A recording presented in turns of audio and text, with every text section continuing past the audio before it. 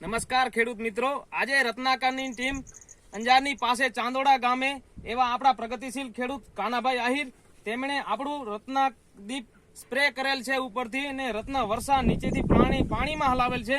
તો કેવું લાગ્યું કાનાભાઈ પોતે કહેશે. રત્નાદીપ ઉપરથી મેં છંટકાવ કર્યો, એમાં મને રિઝલ્ટ સમજી લ્યો ને સારામાં સારું દેખાય છે કે કારણ કે એકે ચાંપું ખરતું નથી અને માલ પણ ભરાવદાર થયો છે અને આજ સુધી વિકાસ પણ બંધ થયો નથી, ચાલુ ને ચાલુ વિકાસ રહે છે. એટલે મને 100% રિઝલ્ટ સારું દેખાય છે.